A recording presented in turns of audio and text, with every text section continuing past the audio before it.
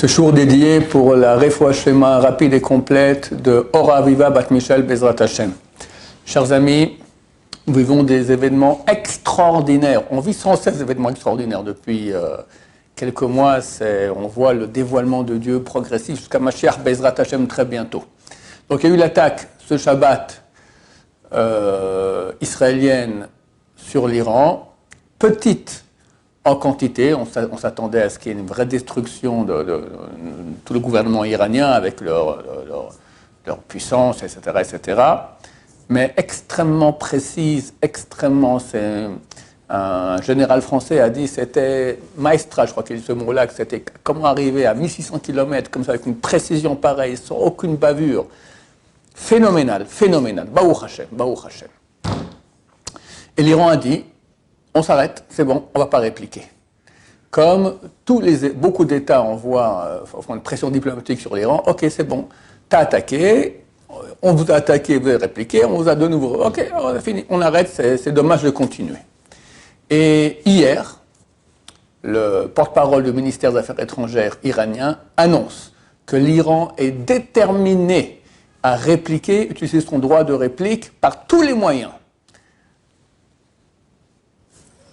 Je me demande si j'entends bien. J'ai fait vérifier de nouveau la nouvelle. Effectivement, c'est le cas.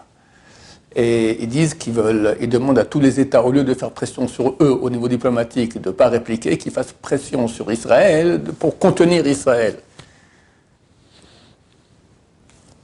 Écoutez, moi je dis c'est la main de Dieu. Celui qui ne voit pas cela, il est aveugle. Israël a complètement détruit les moyens de défense iraniens. Donc Israël, s'ils attaquent, ils ne vont pas amener là-bas l'infanterie ou les tanks, d'accord, c'est avec l'aviation. Donc il faut des missiles sol-air contre les avions. Ils ont des missiles les plus sophistiqués qu'il y a au monde, à part américains, russes, les S-300 et les S-400. L'attaque, première fois de l'histoire où on a une attaque aérienne alors qu'on a au sol des missiles S-400 très très sophistiqués contre nous, Baruch Hashem, complètement annulés. D'accord? Ils ont été détruits, il n'y a plus rien. Ils n'ont pas, 5 minutes auparavant, ils ont réussi à annuler toute l'action des radars, etc. Phénoménal. Donc maintenant, l'Iran se retrouve un pays sans aucune défense, en tout cas contre les bombardiers. Je dis, on ne va pas amener notre armée là-bas ou des tanks, ce sont les bombardiers israéliens qui vont aller bombarder. Ils se retrouvent tout nus. Excusez-moi le manque de pudeur, mais tout nus, d'accord? Ils ne peuvent plus rien faire, rien du tout. Et il dit, on va répliquer. On est déterminé par tous les moyens. Non, mais je ne comprends pas. Non, mais on appelle ça taré, d'accord? Taré, complètement taré.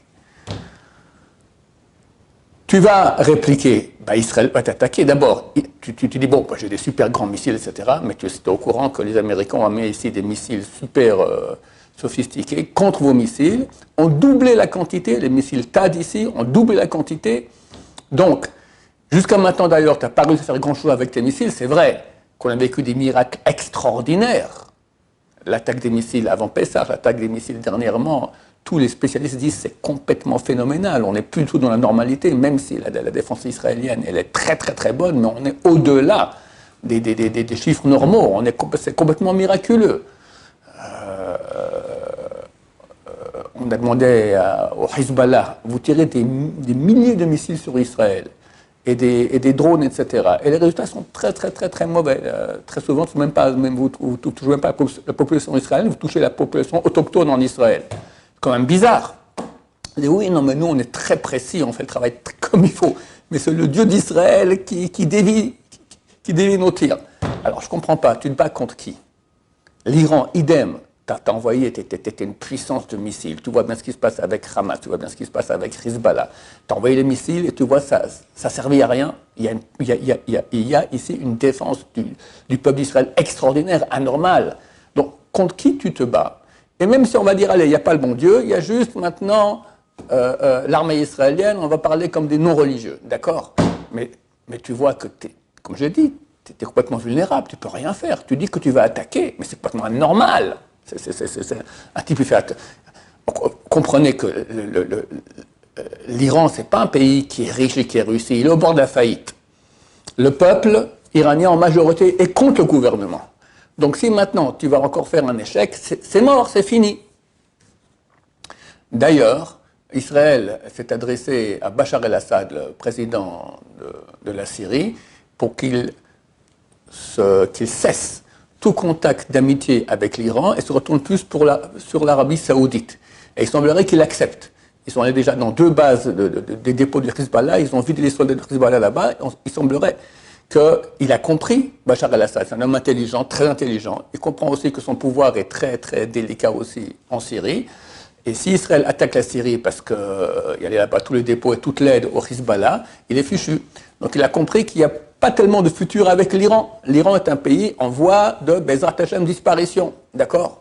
Qui va aider l'Iran? La Russie ou la Chine? La Russie, elle est en guerre, elle a besoin de ses armes. La Chine, c'est l'attaque. Si elle aide l'Iran, elle va contre l'Amérique. L'Amérique, c'est le meilleur client de la Chine. 60% de tout ce que la Chine produit va en Amérique. D'accord? Donc si l'Amérique voit que la Chine aide les ennemis de l'Amérique, d'accord, ils vont dire, mon cher ami, comme Trump l'a fait à l'époque, on vous met des impôts de douane, 40%, voilà, et la Chine, elle est bloquée, terminée. Donc, elle ne va pas se mouiller pour l'Iran, elle n'a pas grand-chose à gagner. Donc, l'Iran, ici, se retrouve presque tout seul, très, très vulnérable, et dit, on va attaquer. Nous, on appelle ça, en Torah, Amalek. Amalek, la haine de Dieu. La haine de Dieu. Comme disent Chazal, la Torah raconte qu'ils ont fait des centaines de kilomètres pour venir se battre contre le peuple d'Israël qui sortait d'Égypte. On ne leur a rien fait. On n'était pas en contact avec eux, ni territoire, ni rien. On était des esclaves en Égypte, on sort d'Égypte. Ils ne peuvent pas supporter l'idée qu'il y a une manifestation de Dieu. Ce peuple qui sort de façon miraculeuse, avec une colonne de lumière la nuit, colonne de brume le jour, qui les guide, etc., miraculeux, on ne peut pas accepter ça. Alors ils viennent se battre contre Israël. Mais ils savent que ça va être terrible. D'ailleurs, ça a été terrible. D'accord, c'est écrit que Yoshua est parti en guerre. Donc Moshe est monté au haut de la montagne avec les mains comme ça. Yoshua est parti faire la guerre contre Amalek et a coupé la tête de tous les grands d'Amalek. Sont restés les petits et les moyens. Les petits et les moyens, il faut comprendre, c'est qui? C'est Hitler, c'est Torquemada, c'est Staline, c'est tous nos grands ennemis de tous les temps. Ça, c'est les petits et les moyens. Les grands, leur tête a été coupée. Alors, comment tu attaques comme ça? Alors, ça, d'Israël, on dit, c'est marqué Asher Karcha Bader. Quand on lit la paracha sur Amalek, on dit Asher Karcha Bader. Il y a 3 explications à ce mot-là, qu'il faut penser d'ailleurs quand on lit la paracha sur Amalek. Karcha, c'est qui t'a refroidi. C'est quoi qui t'a refroidi? Le peuple d'Israël ressemblait à une baignoire bouillante. Ceux qui mettaient la main dedans étaient ébouillantés. Vient un fou, d'accord, Amalek, se jette dans la baignoire bouillante. Ben, il est ébouillanté, mais au moins il a refroidi. Je vais me suicider. Je suis prêt à perdre tout, mais je veux casser le mythe de l'invincibilité d'Israël et surtout du Dieu d'Israël. Moi, je pense que ce qu'on est en train de vivre maintenant, il n'y a aucune logique à ce que l'Iran réplique maintenant. Ça va être leur fin. Et c'est ce que tous les diplomates leur disent. Non, ne répliquez pas. Non, on a un droit de réplique, on va y aller. Mais t'es taré. Il n'y a aucune logique à cela. Je rappelle ce que je vous dis dans d'autres cours déjà. À quoi cela ressemble? Le Ramban, Nachmanide, il écrit que le plus grand miracle à la sortie d'Égypte, qu'est-ce que c'était? Lorsque le Pharaon arrive au bord de la mer Rouge, au petit matin, il voit la mer ouverte, donc il voit des murs d'eau. On peut passer à sec, et il voit de l'autre côté le peuple d'Israël qui sort, et ils ont coucou, on est là, d'accord. Et il rentre dans le piège. Le Ramban dit, tant que Dieu maîtrise la matière, il change l'eau en sang, et l'obscurité. Ok, Dieu maîtrise la matière, mais maîtriser un dirigeant qui doit rester intelligent, il doit diriger son peuple, mais le rendre bête. Bête et intelligent. Comment on fait ça à la fois? Je ne sais pas. C'est le plus grand miracle, dit le Ramban. C'est exactement ce qui se passe avec l'Iran. Ce sont des gens intelligents, très intelligents, d'accord? Ils proviennent de la même source que les Allemands. On sait qu'ils sont extrêmement forts en guerre cybernétique, etc. Donc ce n'est pas des idiots. Et comment là maintenant, ces gens-là qui sont idiots, qui sont intelligents, deviennent idiots, incompréhensibles. Moi je dis, ils veulent aussi se battre contre le Dieu d'Israël, ils veulent casser le mythe. Ils n'arrivent pas. Regardez ce qui s'est passé en un an. Alors le peuple d'Israël souffre, on souffre, c'est terrible, il y a des morts, des blessés, c'est terrible. Le Hachem très bientôt, ma chère, vient, résurrection des morts, tout le monde va être guéri. C'est écrit dans le prophète que le cul de Jade, il y a beaucoup de soldats hélas qui ont perdu des jambes, des bras, d'accord, ça marque que le cul de Jade vont courir sur les collines quand Mashiach va arriver. Les muets vont se mettre à parler pendant la résurrection des morts, c'est clair, c'est très bientôt, Bezrat Hashem. Alors on souffre énormément, mais regardez ce qui s'est passé, le miracle. J'avais parlé avec un homme très haut placé, peut-être un des plus haut placés dans l'État, il m'a dit, on est entouré de l'Iran de partout. Tout le nord, Liban, Syrie, Irak, Iran, du sud depuis le Yémen, d'accord, c'était une puissance extrêmement grave et dangereuse pour Israël, on était pris comme ça à la gorge. Et on a un endroit où il n'y a plus de Hamas, il y a bientôt plus de Hezbollah, il y a bientôt plus de Syrie, il y a bientôt plus d'Iran. Regardez le grand miracle que Dieu nous fait. Combien on doit remercier Hachem. À Yom Kippour, mon Rav, Rav Menachem Shua, d'accord, c'est un des grands tzadikim du peuple d'Israël, très caché, très humble, d'accord. Il a parlé un peu des miracles que Dieu nous faisait. Il a demandé à tout le public, on était une centaine de personnes, de fidèles à prier là-bas, de tous dire le Tehillim 100, d'accord, Mizmor le Toda. Chant de remerciement à Dieu pour remercier pour ces miracles. Et ça continue. Et là, on perd la normalité. Tu fais encore la guerre, ok, tu gagnes. Bon, c'est normal, on peut être plus fort, moins fort. Mais qu'un peuple intelligent devienne idiot et revendique cela. Incompréhensible. Si la réplique iranienne arrive, moi je vous dis, c'est la fin. Bezrat Hashem, on l'attend la fin avec un... Je prends Dieu, c'est marqué que le corps des rois est dans la main de Dieu. Beaucoup de fois, quand il y a des élections, un candidat à être président promet beaucoup de choses. Dès qu'il devient président, tout part en fumée. Pourquoi? Ils disent que quand on est à la place déjà de dirigeant, c'est plus la même chose. Pourquoi plus la même chose? Parce que tu es dirigé par Dieu. Tu es dirigé par Dieu, mon cher ami. Ton corps est dans les mains de Dieu. Dieu est en train de rendre maintenant les Iraniens Amalek, comme leur essence, qui est être fou contre Dieu, au point même d'être suicidaire. Hashem, quand c'est la fin de Amalek, c'est marqué Amalek, le premier des peuples, comme ça c'est écrit dans la prophétie de Bilham. Reshit Goïm Amalek, premier des peuples Amalek, Vecharito Adeovet. Mais sa fin, à la fin, c'est sa fin.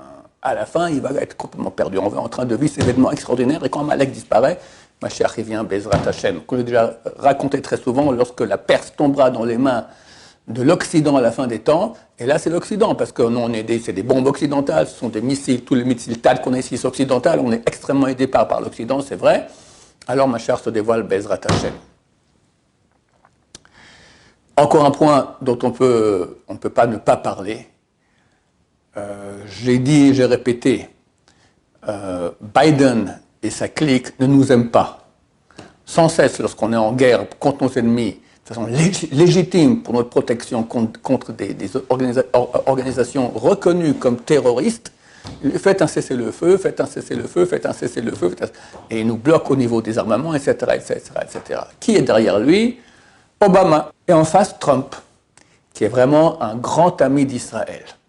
Et il y a quelques semaines encore, Kamala Harris, elle avait plus de chances de passer au niveau des pourcentages que Trump.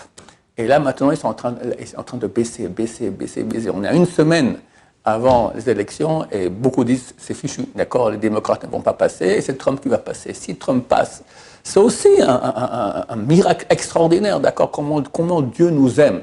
Donc on doit être conscient de cela, bien qu'on souffre énormément et tous les jours il y a des blessés et des morts, c'est terrible, mais regardez ce qui s'est passé entre il y a un an et aujourd'hui, d'accord, c'est fini. Voilà, la menace iranienne, la menace, vraiment l'axe du mal est en train de disparaître. Hashem, très bientôt Mashiach vient, il faut tenir bon encore un peu.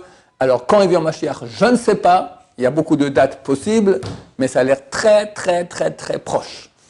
Il y a un avis, quelqu'un m'a dit, je ne sais, j'ai pas trouvé la source, que le Khatam Sofer dit, ça sera le 30 Tishrei, Gog ou Magog, 30 Tishrei, c'est dans début de semaine prochaine. Il y a ce Zohar que j'ai cité qui raconte que le 25 Elul tombera un dirigeant de Rome, c'était Nasrallah, il est tombé ce 25 Elul-là, et 70 jours plus tard, le Mashiach vient. Il y a ce que j'ai souvent raconté, que Rav Steinman avait dit que jusqu'à Hanouka cette année, le Mashiach va venir. Et si jamais c'est pas ces dates-là, c'est très proche de toute façon. Donc, Bezrat Hashem, on continue dans la tchouva, on prie à Dieu, on remercie Dieu, faites tous Tehillim 100, d'accord, toute la journée on peut le faire, c'est très court, très facile. Il faut dire merci. Dieu te fait des miracles pareils, il faut dire merci. Et Bezrat Hashem, très bientôt, il y aura une grande, grande Géoula avec beaucoup de miracles et beaucoup de miséricorde de Dieu pour tous ceux qui sont proches de lui. Amen, amen.